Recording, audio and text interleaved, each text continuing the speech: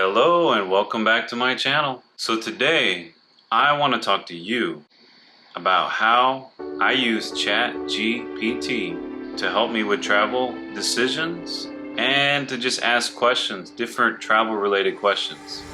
There's actually a lot you can do with Chat GPT. Anyway, let's take a look.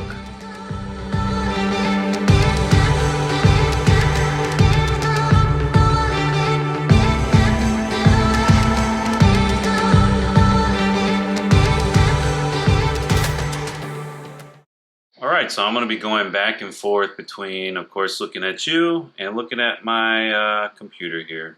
So, and I'm going to be, of course you'll see it just like that too. So first question, let's see here. Let's go ahead. When is I type real so, best day to book air fare? Question mark. Probably could have worded that a little better. Let's watch it work. It's pretty neat how it just like types stuff down. One good thing to remember, or one thing to remember with Chat GPT, is you have to cross-check things because a lot of the data hasn't been updated since 2021. That's something to keep in mind if you're searching like visa, travel requirements. I had water. Sorry, I just drank some water. Anything that could be time sensitive, I would double check it with a Google search and look for like an official website. So let's see here. Let's see what it says. Finding the absolute best day to book airfare can be challenging, as it often depends on various factors such as the destination, time of year, and specific airline. However, there are some general tips that can help you find good deals. Be flexible with your travel days, that's right. I mean, I do that when I'm booking. I'm like, I want to go, I have this week off. It might be cheaper to fly in the day before your vacation starts, like after work. Or, early in the morning that day when it's probably not as comfortable. You just got to kind of play with it. You could save a couple $100 though that way. We did that with our new trip coming up in December to Dubai. I talk a lot about that, but it's our biggest thing right now on the horizon, at least for the vacation kind of aspect of everything. And of course, book in advance. That's very true. With our Dubai trip, we booked about 6 months out, so I think we got the best, lowest price anyway. And just because it's so far out, the plane's not nearly booked, so they want people to start booking, so they lowered the price. It's advisable to book your flight in advance as prices tend to increase as the departure date approaches. Very fair, very true. Also, number 3, consider off-peak seasons. Of course, not going to Dubai, of course, because we're going there in the peak season in December. That's kind of like the middle of like the best time of year to go there. And it's the holidays, a lot of people have off. So it's probably going to be busy. So it is good to, of course, book it all early, the airfare. But like, for instance, going off-peak, when we went to Vegas a few years back, we went in the middle of summer. I guess Vegas doesn't really have an off-peak because a lot of it's done inside, kind of like Dubai, I guess, in a way. But we saved a lot of money going in the middle of August instead of like the middle of October when it's nice outside and people can do more outdoor things. I mean, there wasn't much to do but dodge in the shadows from casino to casino, but we saved a lot of money. At night, though, we had a lot of things to do. It was a very fun trip. Monitor prices, that's what I do too. So before I book things, or if I think I have enough time before I book, I'll monitor prices for flights and like cruise ships. There's different websites you can do. Google Flights, for instance, you can just log in with your Google account and it'll track those flight prices and date range, whatever you want. You can customize it and you'll get email alerts daily or when the price changes. So that's a very good tip. It says, number 5, take advantage of sales and promotions. That's very true. I noticed like Southwest does a lot of sales if you're flying domestically, and they do some international like Caribbean trips. There's all kinds of stuff like that to factor in. There's also like if you want to sign up for the credit card stuff for the points, but don't get into credit card debt, believe me. Number 6, consider booking on a Tuesday or a Wednesday. Now, I've always heard this. While there is no foolproof day to book airfare, some studies suggest that Tuesday or Wednesday can be good days to find deals for airlines, as they may release new fares and discounts earlier in the week. So booking on these days might increase your chances of finding lower prices. So maybe, I don't know why those days, maybe there's more inventory on the tickets. Maybe some people have it in their cart or something. I don't know how that works. Why? I guess it's just middle of the week. Remember that these are general tips and the best day to book airfare can vary depending on multiple factors. But what I like to do, so this is some good information, but is this entirely accurate? So let's go. So I just did a Google search. When is the best? Maybe I should copy the exact same thing, to be fair. Let's just copy the exact same question. Let's go to a Google browser. Let's knock that out of here. Uh-oh, search history. You'll see speed tests on there. I like checking my internet speed. All right, so this is a bunch of just news. I don't really see anything that looks official, so let's just go back up to the top. I like to go to these drop boxes. Let's see what that says.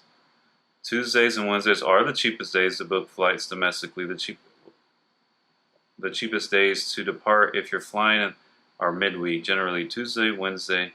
For economy tickets, Tuesday are about 24% lower than peak prices on Sundays. Oh, wow.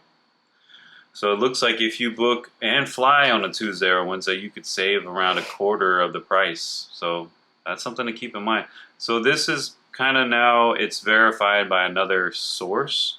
I've always heard that though, that Tuesday and Wednesday, and even Sunday I heard too, which was weird, that those are the best days of the week that you'll save. But sometimes it's only like $5 or something. But this question is here. Do flight prices go down at night?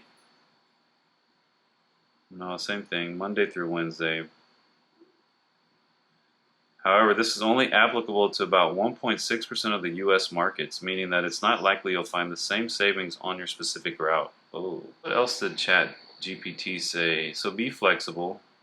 So I'm pretty sure it got the same information that Google has basically. So I kind of trust all that data. There wasn't any like specific date kind of things and time, so it's kind of more of a vague general suggestion. So I think it works for that kind of questioning and that kind of line of questioning. Chat GPT. All right, so let's try something else here. Let's go ahead and say, when is the cheapest time of year to book a cruise? Question mark. Enter. Let's watch it do its thing. Oh, sorry, I need to scroll down. All right, it looks kind of like the same kind of thing here. It's recommending off-peak seasons. And there's different off-peak seasons with cruising because there's different cruise areas and itineraries. So that's something to keep in mind. The Caribbean's going to be a different off-peak season than like Europe. You kind of got to pick where you want to go first and then monitor that. Off-peak seasons, booking a cruise during off-peak seasons or shoulder seasons, the period between peak and off-peak seasons, interesting, I never heard that term, can often result in lower prices. These are typically times when the demand is lower, such as when schools are in session, I highly agree with that, or during non-holiday periods. For example, Caribbean cruises tend to be more affordable during hurricane season. It's creepy, but it's true. During June to November, while Alaskan cruises may have lower prices in May or September. So May or September, but actually the Alaska season is like May to September, so that's kind of weird. I think, I don't know. Last minute deals, that's very true, but it's a crapshoot. I think that's the correct term. Don't do it if you have a lot of time off and you live close to the cruise port, so you're not like gambling a whole travel day for nothing. We have seen many last minute deals, you know, logging into Carnival's website or a different iCruise Finder website, even Expedia. You can see many different last minute things that are cruises that would be like this weekend, 4 days, severely discounted. But the problem is you need to have that availability with your schedule to just jump on it. And we don't really always have that because cruise ports are hours away and we can't always line up our work schedules with our time off. Because I could probably get it off, but maybe she can't, or vice versa. But there is definitely value, if you can afford it, time-wise really, to just sit there and kind of think about it until that time frame comes to you. There is big deals. I've seen that firsthand for sure. So I agree with that, Chat GPT. Early bird discounts, on the other hand, that's very true. A lot of cruise lines, I know Carnival, for instance. I just say Carnival mainly. I've cruised most with Carnival, so I know a lot more of their ins and outs. They do have a big early bird discount. However, that rate is the hardest rate. Like, say the price drops lower, to get credit or onboard credit or a refund for the difference. Whereas you pay a different rate if the price drops, you locked it in 6 to 9 months early. You pay the regular fare, not the early discount fare. It may be higher, but if the cruise price drops, you can get the difference, but you do have to ask for it. Remember that. But there is value in early bird discounts for sure. Number 4, shoulder season repositioning cruises. So that's like the transatlantics. Repositioning cruises occur when cruise ships move from one region to another, typically at the change of seasons. These cruises can offer excellent value for the money as they are often priced lower than regular itineraries. However, it's important to note that the repositionings may have fewer ports of call or longer stretches at sea, as the focus is on the journey rather than the destinations. So that's very true. We've almost booked many transatlantics or repositioning cruises, but we have to pay for airfare, and at least one way. And there's not many ports. There's a lot of sea days. And we like the cruise, but we've never done longer than probably 3 sea days in a row. And some of them, we saw one that was such a good deal, and we almost did it, but it said like 10 sea days in a row, and we were like, oh my goodness. I don't know if we could do it. It's just something we have to just jump, bite the bullet and do it. It's just something good to know. But that is true. There is savings there. I've seen them firsthand and almost booked them. I do regret sometimes not booking it, but there is good deals. And again, the shoulder season is the season between peak and off peak.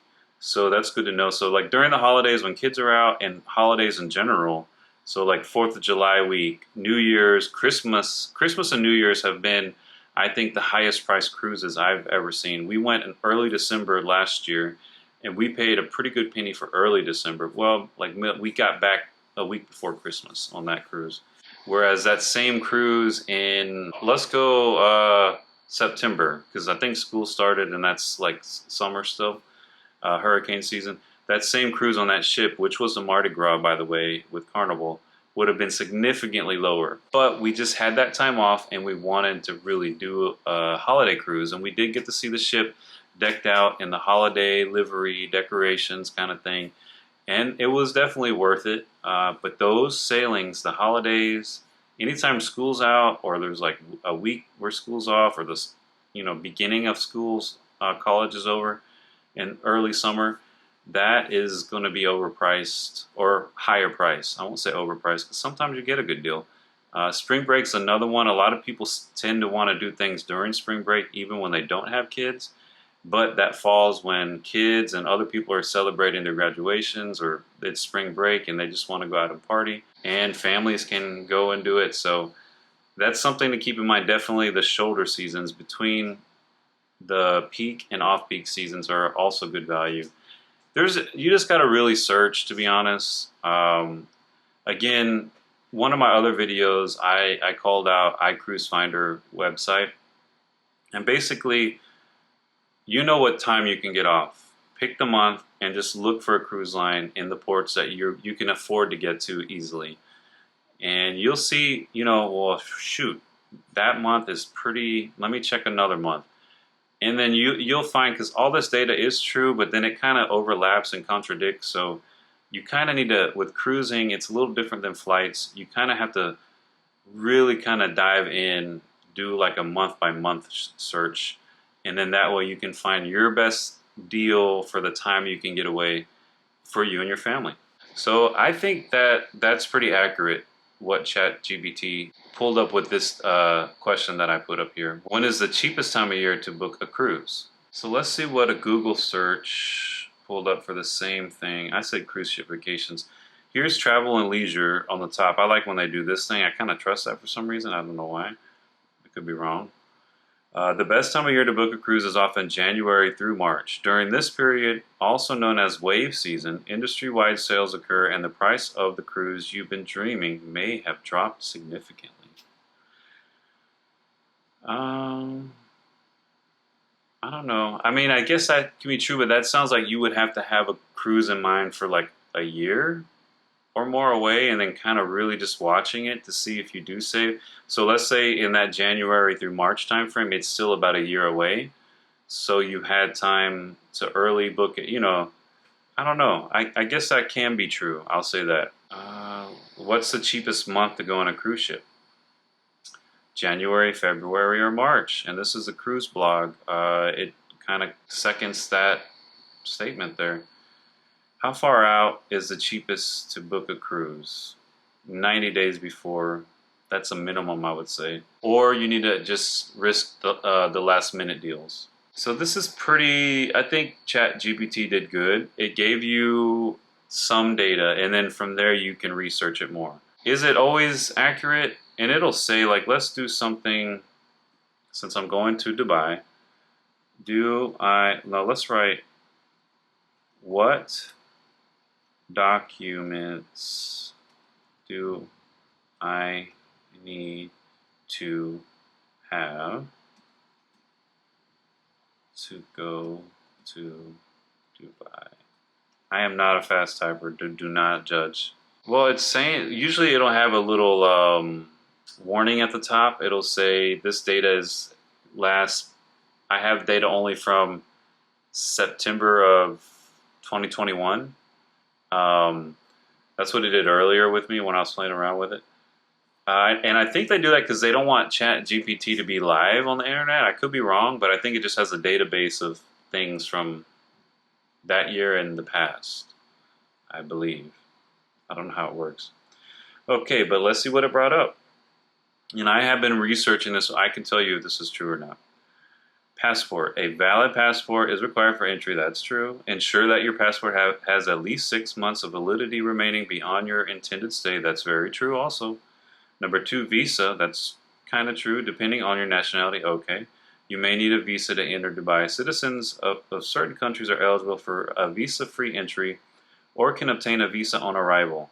And that's where the USA falls in. We obtain a visa on arrival.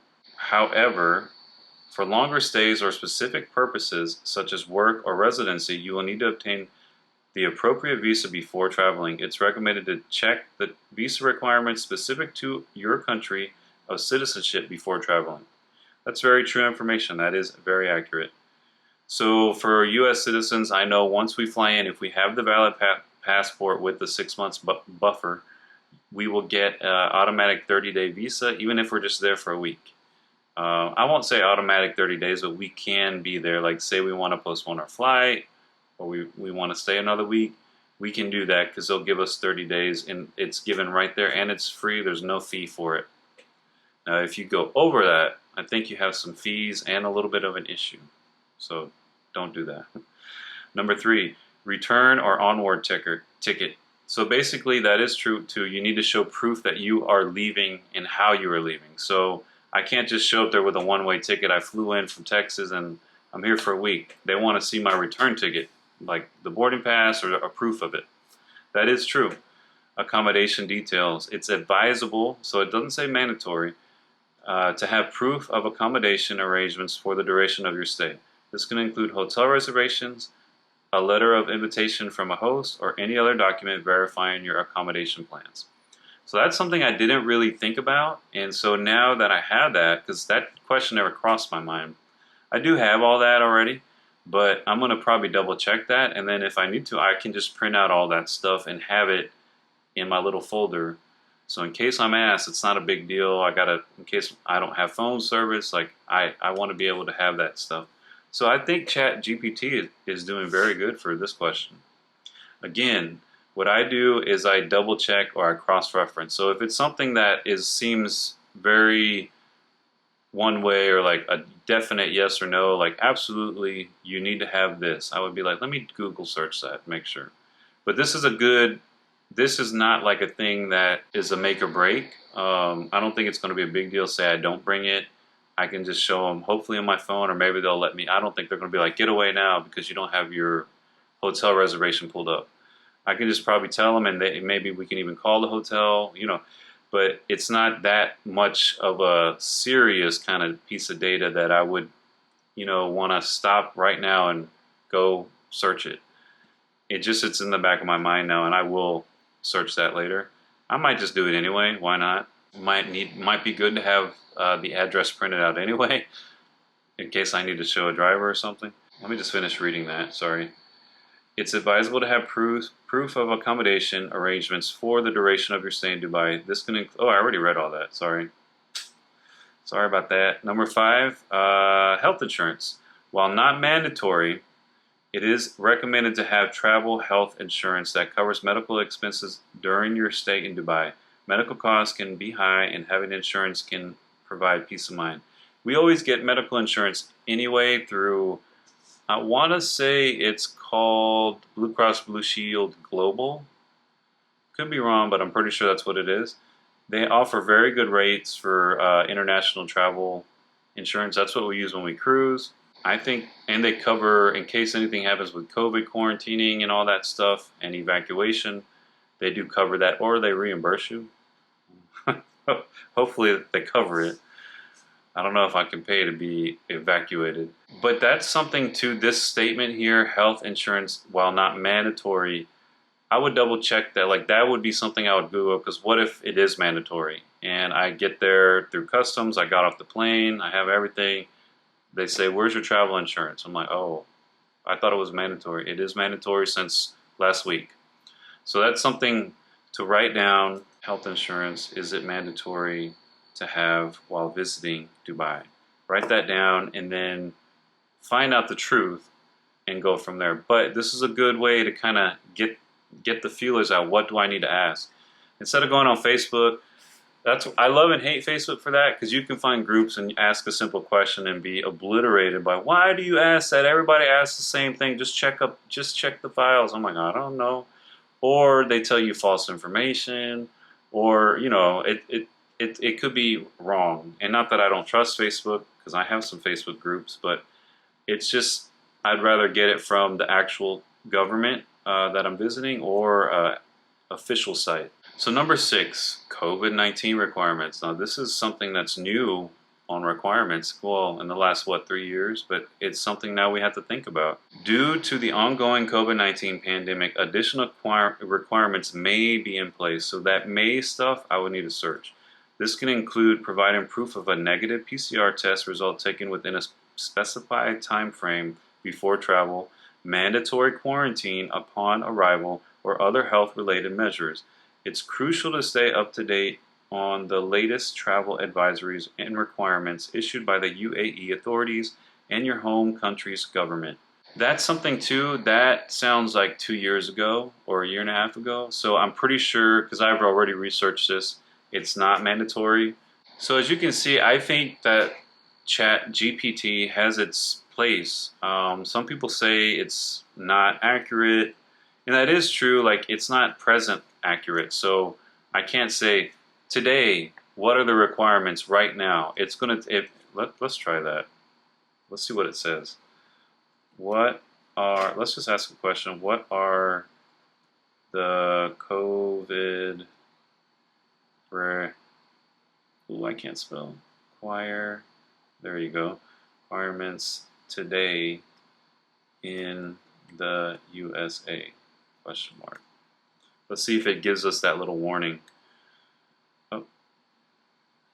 Okay, here it is. As an AI language model, I do not have real-time data, and the COVID-19 situation is constantly evolving. This has better warnings, or what's the fine print, than a lot of other things. Therefore, it is essential to refer to official sources for the most up-to-date information. It doesn't show here when the right here. However, as of my last knowledge update in September 2021, so I guess that's the last time. So you have to think about that for like anything involving law, or I guess COVID law and COVID regulations, any kind of law and regulations.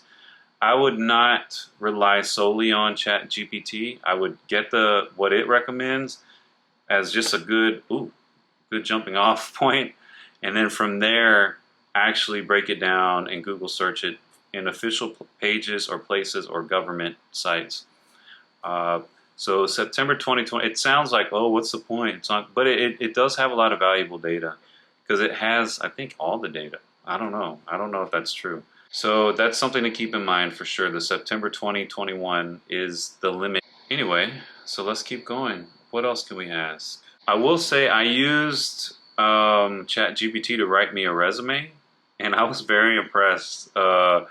I do feel guilty because it's something that I would then have to type myself so I could kind of memorize it or know it. Because as far as me submitting this, you know, and they call me out, hey, what was that? Like, you sound awesome. I'd be like, oh yeah, yeah, of course. You know, it just spit out this good information. Like, let's say, write. This is off topic totally, but write me a resume for a new remote job at, let's say, Pegasus. I don't know. Pegasus. Show my 10 years of customer service and management history. Let's put a comma in there. I don't know. I really don't know how to actually prompt this thing right. Management history. And let me write, and make me, thank God for autocorrect, sound good. Let's just put a period, let's hit enter. Let's see what it does. Oh, look at this. Okay, so this is already impressive because it actually, what it helps me with is the layout of a resume, because I've done the sides, the Indeed, and not that I'm looking for a new job, but I just like to always update my resume because I am looking for, no, I'm always looking for like remote work that is enough so I can travel and work, but I haven't quite found one that would help me enough financially to keep, you know, what I'm making now, basically. So let's see here. I love this though. It gives you like the layout, your name, contact information, phone number, email address, your LinkedIn profile optional, objective. Now some of these things now you can't just copy and paste. You would have to definitely delete certain things, like make sure you would delete these, of course, parentheses or whatever they're called, sorry. But here you go, objective. Motivated and results-oriented customer service professional with a decade of experience. So I gave it very minimal data. And seeking a new remote opportunity at Pegasus to leverage, I love that word, and people use it all the time now if you listen, to leverage my expertise in delivering exceptional customer service experiences, driving team performance and fostering long-term client relationships. And of course it does, okay, customer service manager, ABC company, city, state, so I would have to fill that in, but it gave a lot of, and it made me sound good, customer service at XYZ company. It really filled it in, like I guess it thinks I have all this stuff, skills. Oh, well, I don't have a bachelor's of arts in business administration, but there is some stuff there. Oh, here we go. Remember to customize this resume template to highlight your specific achievements, skills, and expertise. So this, I think, and the fact that this is free, like this would have helped me out 20 years ago. I mean, I guess it would have helped us all out 20 years ago. Anyway, this is totally off topic of why I was using it, but I just tested it out the other day and I was amazed. It gave me something very similar to this with, and I even gave it more information, but this is like a great just layout for a resume. I would probably delete some of the stuff because I don't have all those different jobs, but anyway, that is just kind of where I'm at right now. So that was off topic, but as you can see, I think Chat GPT is a good, I would say, a jumping off point for travel searches, questions. You can ask it almost anything. If it can't answer you, it'll tell you.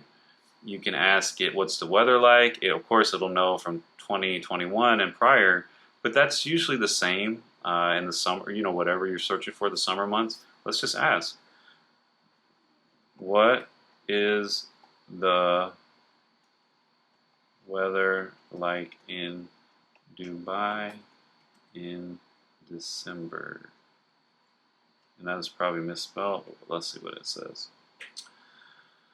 Uh-oh, it might be busy. This is the free edition of Chat GPT, and here it goes. It can get busy and bogged down. You can pay $20 a month to not get bogged down, but I don't mind paying nothing for this. This is invaluable. Here we go. Look at all this data. And see, this I would trust. We could go to Google too and check it out. Let's go ahead and copy it, but let's just read it a little bit. In Dubai, December is part of the winter season, which generally experiences pleasant and milder weather compared to the scorching heat of the summer months. Here's what you can typically expect. Temperature. The average high temperature can range from 75 degrees Fahrenheit to 79. That is perfect. I am looking for that weather right now. While the average lows around 59 to 63, generally a comfortable time to be outdoors during the day with cooler evenings, just like the desert. Those lows are fine with me too. Just a pair of jeans and a light hoodie. Rainfall. Dubai experiences very little rainfall throughout the year, including December. Rainfall is scarce and during this time with only a few occasional light showers. Humidity. Humidity levels in December are typically lower than when compared to summer months, making it more pleasant. However, humidity can still be present. Sunshine. I'm pretty sure without rain, with clear skies, an average of 8 to 9 hours of daily sunshine. That's perfect. That's pretty much it. And it just tells you, it really makes it sound good, trumps it all up. So let's go to Google and let's paste that question in here. I guess I just hit enter. Where's the search button? Let's hit enter. All right, so December, that was pretty spot on. Now it's saying the high of 79 and a low of 62. So here you go. That's pretty spot on for what Chat GPT wrote. So, I mean, I think I don't want to sound cliche or corny. The limits are endless with Chat GPT and the questions you can ask it. You can ask it to, help. I've been using it lately. It might be a way of cheating, but I've been asking it for help to hashtag my video descriptions when I write down specifics. So I'll just copy what I wrote and I'll say, write hashtags for me because I'm horrible at hashtags. And it'll like, let's say, give me some I'm off topic again, by the way. Hashtags. I said hostages. Don't Google that. Hashtags for Dubai. When it's blinking, it's thinking. Trademark. It's probably bogged down. Everybody is probably asking it the same thing. By the way, this has been brought to you by Zephyr Hills Spring Water in Florida. Look at that. Well, I don't even need to paste anything in there because that's all I basically need right there. I might save all those. Sorry, it is kind of hot in there. I have to turn down a lot of the fans and stuff and AC, so I got some lights on me right now and I am starting to sweat, it looks like. But as you can see, look at this, certainly. It was very happy to provide those for me. Hashtag Dubai, hashtag visit Dubai, hashtag my Dubai. It gave me 20 of them. And of course you can sit there and think about them yourself, but I just really am now a free user. I'm not going to pay for this. Sorry, I can't afford any more subscriptions. But I think it's a really cool tool. It's kind of like a power tool. You get more done with your time, at least with travel and I guess anything you can search for. So with Google, you have a lot of you can Google something, but you have to pick where to go to find the data, or Wikipedia. But with this, you kind of get a good thing to take your big question and break it into pieces and then cross-reference it. And I've been using it. I started using it for travel reasons, and I wouldn't recommend using this. Let's say if you have a school report or something like that, I've heard there's ways that they can test and check to make sure you're not doing this. But maybe for research, you can ask, what's the best thing for me to study with my upcoming blah blah test. So I don't see anything wrong with that. And I think it's kind of like having an encyclopedia that's updated, I guess, every two years. and but it knows everything, I think.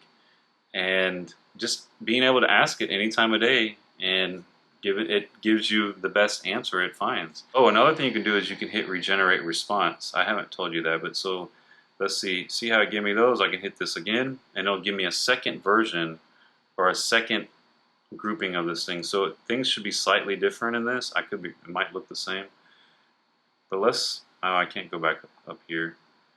But you can do that if you don't like it or you want to try, and then you can always go back to the original by hitting up here. So yeah, it did change slightly. Yeah, it did change. You can see the differences. So whatever you like, and then it asks you, once you go to 2, it usually asks, did you like this one better? Yeah. So I'll just say, yeah, it was better. Maybe I should have known. But that helps it learn, I guess, learn. You do have to open or sign in with your Google account, or you can make a free with your email. I just use my Google account. Anyway, so that's kind of what I've been doing with Chat GPT regarding my travel plans and best times to do things or places to see, best time to buy things. I think it's a valuable tool now in our arsenal as travelers, and I recommend you using it. You can even, I think there's a phone app now on iOS and maybe Android, so you can do it from your phone. Anyway, I highly recommend it. There's nothing wrong with getting a little help to find out when, where, and how much it's going to cost. Thank you for watching. If you like this data, give me a thumbs up or a like. I think it's just a like, but it's a thumb up. Comment why you don't think this is valuable or why you do, or what you ask it. I think ChatGPT has a place now, and I don't know, is it going to be better than Googling or internet searching? Maybe one day, who knows? Anyway, thanks again for watching. Don't forget to like and subscribe. Bye.